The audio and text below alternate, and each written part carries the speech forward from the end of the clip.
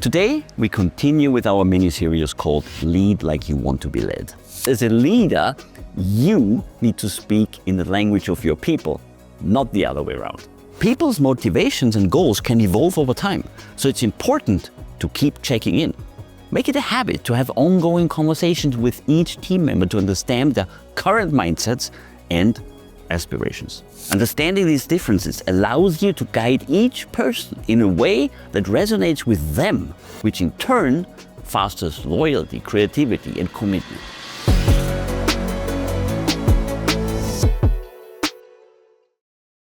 Welcome back, everyone, to this week's episode of The Mammoth in the Room. Nicholas Bocconi, CEO of Mammoth Leadership Sciences.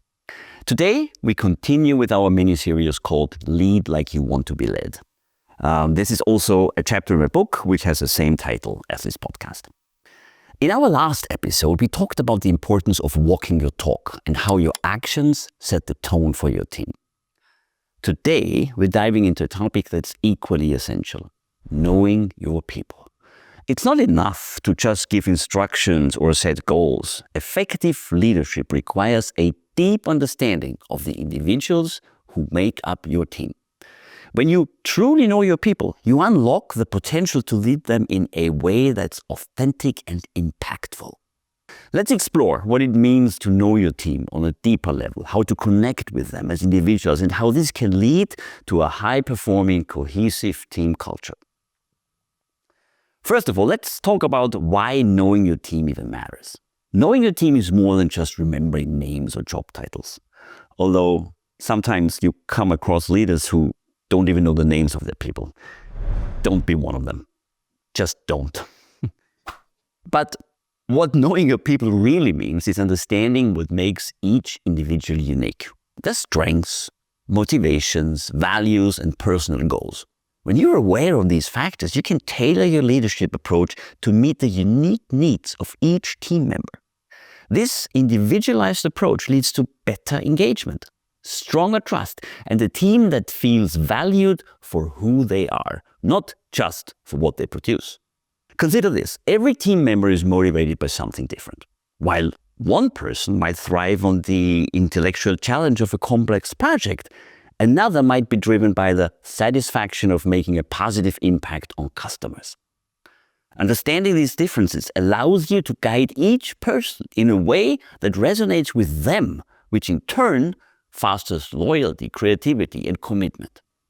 Let's look at some real-life examples that illustrate the power of knowing your people. Let's say you lead a sales team, like I had the honor to do quite a few times. One team member, let's call her Monica, lights up when she works directly with clients. She's enthusiastic about customer satisfaction, super knowledgeable, and loves problem solving. On the other hand, you have Alexandra, who has the same sales role but is highly motivated by professional growth and analyzing data based on which she then makes fact-based, rational decisions how to engage with the customers. That has an impact on how you talk to both. Obviously different, as their motivators are different, but you also can utilize their individual strengths for the greater of the team. Monica might be the perfect fit for leading a team workshop on customer engagement, while Alex might be perfect for some financial analysis across the entire team. By tailoring your approach, you show both that you see their unique strengths and aspirations. You're also more likely to see each of them flourish in their own ways, ultimately benefiting the whole team's performance. Knowing your people also enables you to give personalized feedback that resonates. For example, if you know that someone is working towards a promotion, you can provide feedback that helps to grow into a leadership role. Conversely, if someone is doing a stellar job while needing to maintain a healthy work-life balance to serve on the board of the high school PTO, you might focus on helping to improve efficiency so the professional goals can be achieved without sacrificing personal time. All, by the way, real-life examples. Personalizing feedback helps each team member feel supported and understood. It also shows them that you care about their development beyond just meeting the company's immediate needs. Now, here are some pitfalls to avoid. Number one, treating people as a monolith. One of the biggest mistakes a leader can make is assuming that everyone on the team is motivated by the same things. This one-size-fits-all approach can make people feel undervalued. Remember, your team is made up of unique individuals with distinct preferences and goals. When you take the time to recognize and respect these differences, you create a culture of inclusion and respect. I'm a prime example in my earliest leadership role. I'm a numbers guy, so I started my analysis on day one and threw this analysis at everyone in the same way, basically assuming that everyone is wired by numbers. I learned pretty quickly that is not the way to go, because as a leader, you need to speak in the language of your people, not the other way around. Second point, overstepping boundaries. It's essential to strike a balance between knowing your people and respecting their privacy. While you want to be aware of your team members' motivations and personal goals, avoid prying into areas they may not be comfortable sharing. Focus on their professional needs and aspirations and allow the relationship to develop naturally. Also, a mistake on my end, inviting folks to a party you throw as a leader, with the best intention, don't get me wrong, but not realizing that some folks will feel pressured to come because the boss invited. So, better to align before, if it might even fire back or it would even be appreciated that you throw a party. And then number 3, the biggest pitfall to fall into, assuming you know it all, that you know your team well enough after a few conversations. People's motivations and goals can evolve over time, so it's important to keep checking in. Make it a habit to have ongoing conversations with each team member to understand their current mindsets and aspirations.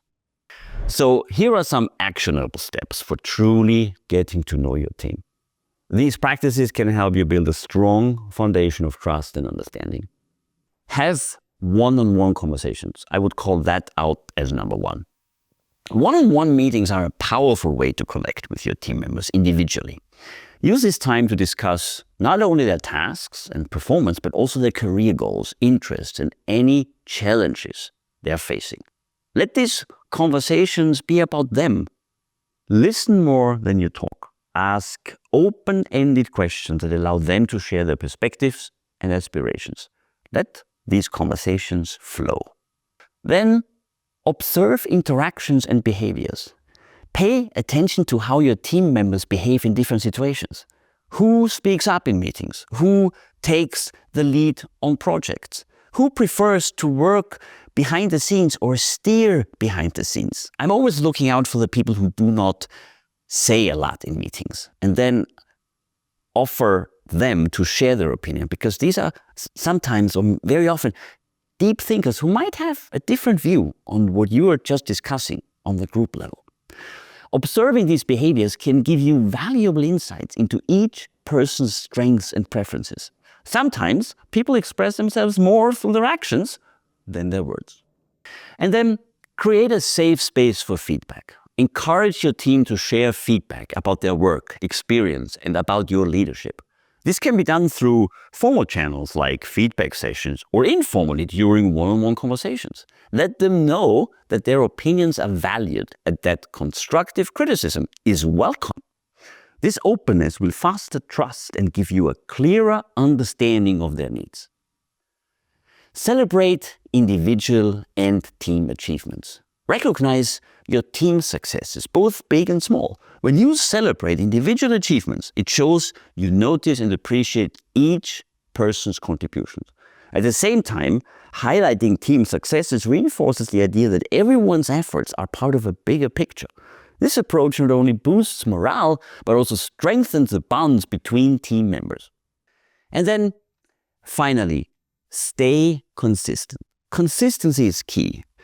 Don't assume that one conversation or interaction is enough to fully understand someone. Keep checking in with your team members regularly, as their motivations and goals may evolve over time.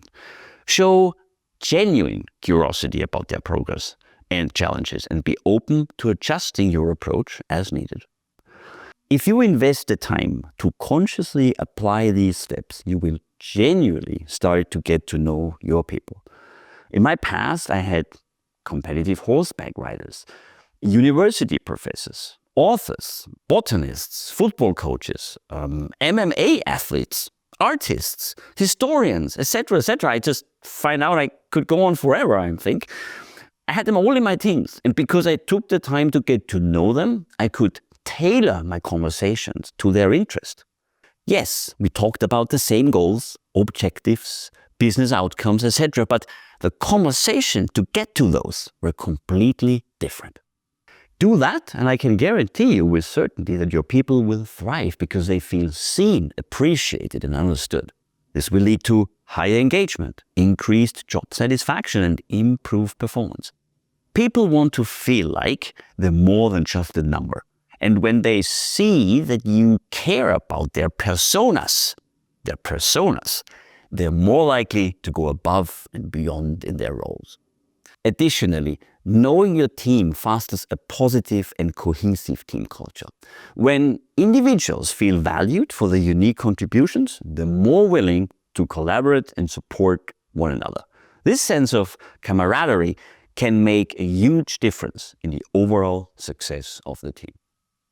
All right, let's wrap up this episode and recap some of the key points.